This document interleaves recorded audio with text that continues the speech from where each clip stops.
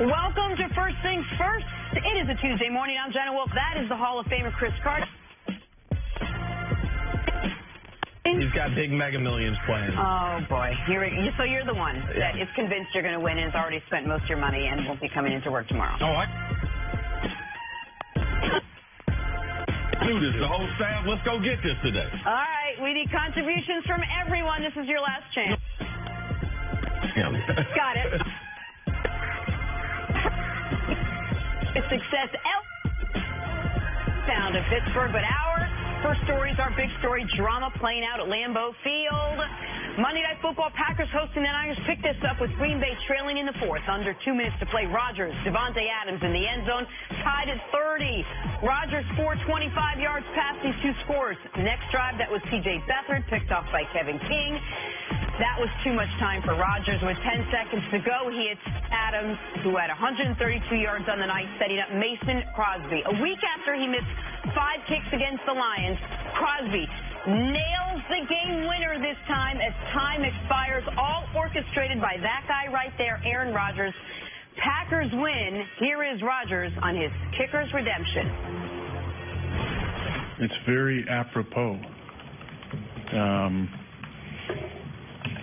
What he went through last week, and the team to stick with him, and the guys to kind of wrap our arms around him and encourage him the way that we do for our teammates was great. And then he responded. You know, the crowd I thought was very encouraging.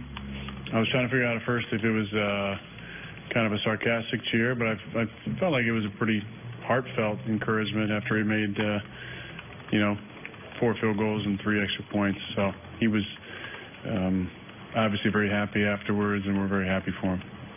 All right, so there's 2 ways of looking at this game. You could look at it and say, boy, Aaron Rodgers, unbelievable game yet again. Or you could say, you know, the Packers should not have gotten to in this situation where they were this close against a 49ers team who was not playing well.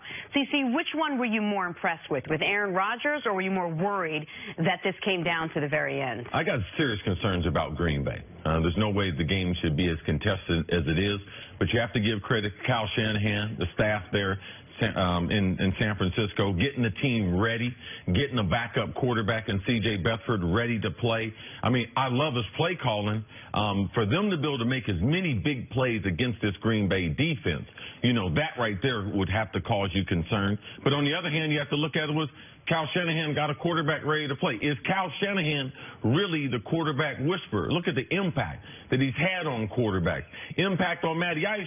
Forget about the MVP season, but when he leaves, not only Cleveland, when he left Atlanta, and now him being with Jimmy Garoppolo, C.J. Beathard, to me, that was one of the significant things. Green Bay, I'm concerned about them, and Kyle Shanahan getting his team ready and a young quarterback ready to play on a big stage at Monday night. I was very, very impressed with them and what they did offensively. What Rodgers did last night was magical. There are reasons to be concerned about Green Bay, and I know we're going to get into those. But he had 2 perfect 2-minute drives.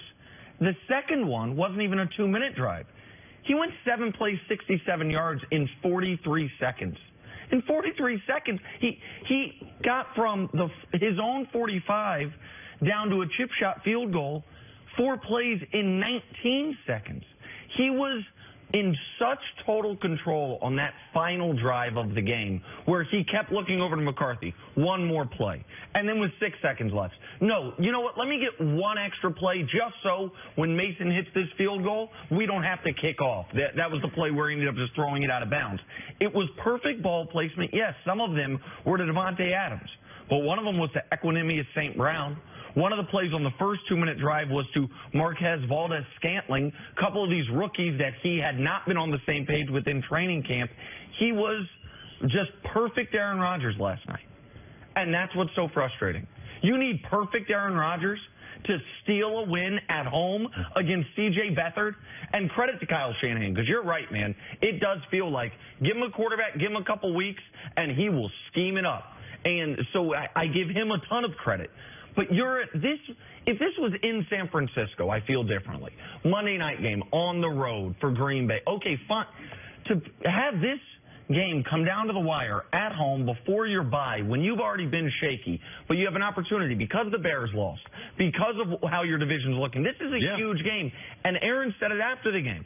Because of who you have coming up next, Aaron brought it up. This isn't me looking at the schedule. He said, we got the bye, then we got a really tough slate of games coming. We'll see who we really are. Well, who they are right now is Aaron Rodgers and some guys. And Devontae Adams is a good player. I think Kenny Clark's a good player, but they're not getting help, in my mind, from their coaching staff on the defensive side of the ball, from their head coach.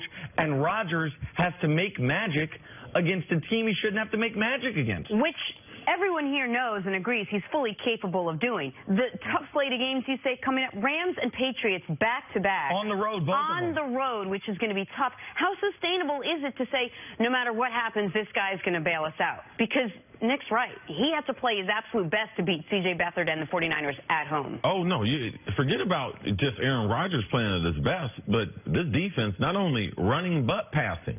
And now you're talking about going against those teams?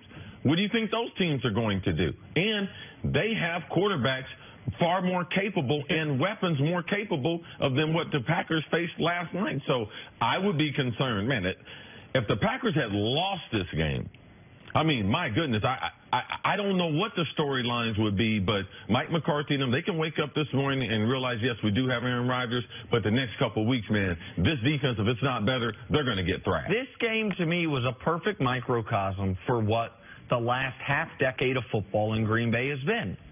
Aaron Rodgers covering up for all of the warts of the team. Aaron Rodgers covering up for what I think is an uninspired game plan on both sides of the ball. Aaron Rodgers covering up for what has been a franchise that I feel is squandering the prime of one of the greatest players ever. I hate to be negative after a team gets a great win like that. And I know the people of Wisconsin, they were watching the NLCS. They see the Brewers take a 2-1 lead. They flip over. They see Rodgers execute this 2-minute drill. It's a great day. Everything's great. But you look at this from 30,000 feet. You let C.J. Beathard and Raheem Mostert run wild on you? Like, that's what you let happen. These guys that were third stringers on anyone's depth chart to start the season. Those guys put up 30 points in your building. Those guys had it to where Aaron Rodgers needed a vintage performance.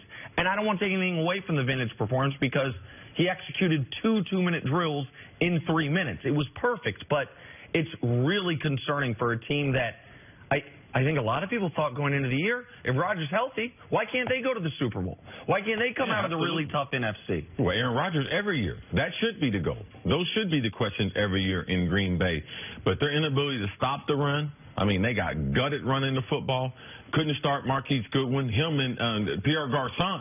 I give Pierre credit, but I mean, the only threat they had last night was Goodwin that they had to guard. They couldn't stop him. So the next 3 weeks, Green Bay season, man, we're going to get a real snapshot of who we think they are and going against what we think to be better offenses and better teams in the league. Let me ask you a real quick question about Marquise Goodwin, because he was a legitimate track star. Like, that was where he made his name.